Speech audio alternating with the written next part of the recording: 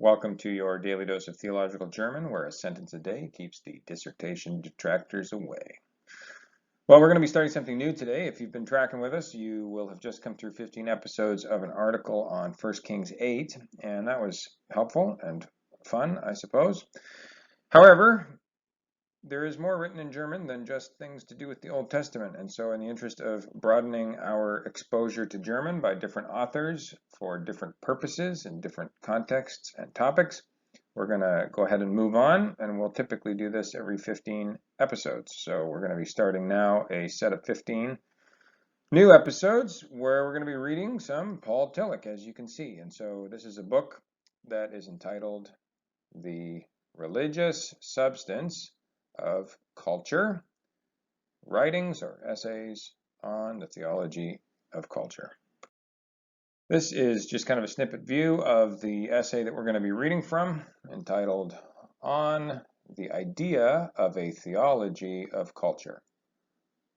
And the subheading here, Theology and Philosophy of Religion. So today's sentence is very straightforward, but I'm going to take some time to review some of the basics because we haven't really done that yet, and I think it's useful, especially if you're just getting started in reading German, to always be reminding yourself of what's going on with the cases of the nouns, because in German, of course, we do have cases marked which help us to know with some greater degree of clarity how a noun is functioning in the sentence. Very often you can figure it out intuitively based on the context and based on even the word order to some extent. However, it's always nice to be reminded that you do have these cases which give you some clarity as to what's going on. So the first expression in the sentence here is actually a prepositional phrase with the preposition in, and then this nice big long noun here. This is a compound noun. You will find it in the dictionary as a compound noun because it's a fairly important one. But just to break it up, Wissenschaft, of course, is a word which means something like a discipline or a science or a field of study or something like that. And Erfahrungs is a genitival form of a word meaning empirical. So this is talking about the empirical sciences. And this is a feminine noun. And of course, even if you didn't know that it was feminine, you can be fairly certain that this is a dative noun for a couple of reasons. One, it comes in this prepositional phrase within, which is virtually always going to have a dative noun. And you also know, because even if it was masculine, you do see that there's a plural ending here. And so in the feminine paradigm, that gives you den as the dative for the feminine plural. But actually, you would find if you looked up a paradigm for masculine plural, it's also den for the dative. So this is very clearly and unambiguously a dative noun. The other noun in this sentence is der Standpunkt, and that noun is a masculine noun.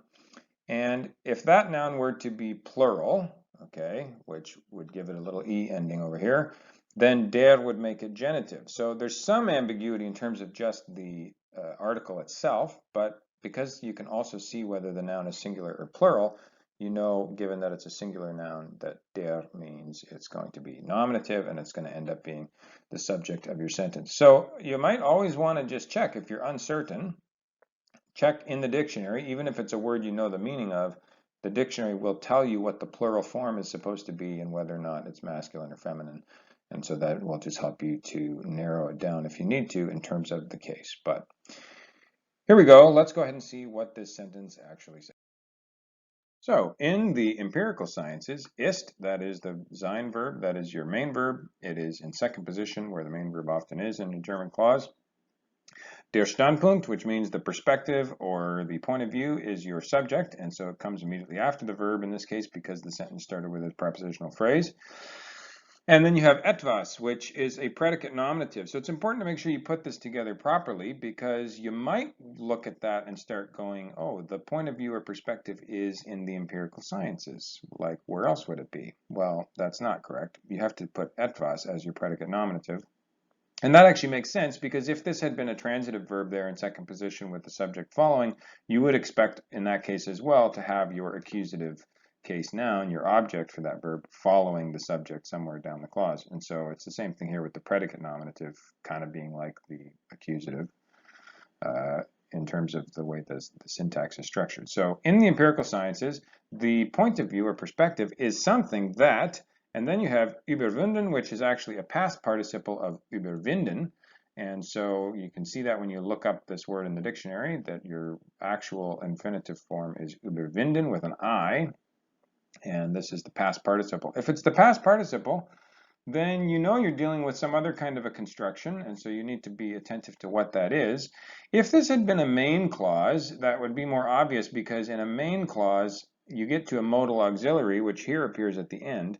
In a main clause, that would actually be your main verb in second position, or wherever it would show up. And so here it is at the end because it's in a subordinate clause. And so that's typically how the word order works in German, is that in subordinate clauses, the main verb moves to the end. And so that's the case here. But the main verb, of course, is modal auxiliary, and so that's why you're going to have this other part of the construction. Except that also doesn't finish solving this, because a modal auxiliary does not take a participle in order to form the construction. It takes an infinitive, and that's actually what this verb is here. Werden is the infinitival form of the verb to become. And it's always used in these kind of cases to make a passive construction. And so that's why it's there in the infinitive form. And so you actually have to say must be overcome. And so that's why überwunden is in the participial form, because it's working with that werden to make a passive construction. So let's just go ahead and translate this in the beginning. It's really actually more straightforward than I think I just made it sound. In the empirical sciences, the perspective or point of view is something that must be overcome. Now, I just want to make a final point about this word here, der Standpunkt, because to translate that as the perspective or the point of view is a little bit confusing in English, because that's just not how we talk about this statement that Tillich is making. And it's a very common statement, and you should recognize, just based on context, kind of the point that he's making. It's a point that's made all the time when we talk about, philosophy of science or different kinds of knowledge, etc. And so I would actually probably just translate this word, Standpunkt, as subjectivity. And that's probably not a word you would see suggested if you just look it up in the dictionary. But in the context, that's clearly what's being referred to. And when we think about empirical science, that's often the common assumption, that subjectivity needs to be overcome, that you're supposed to approach your data and knowledge with objectivity, right? And so I think it's important just to highlight that when you're doing a translation, you want to translate it so that it really makes sense in English using the conventional English terminology, even if that's not something that is a typical translation of a particular word. And so it's just good to always keep that in mind, subjectivity in this case.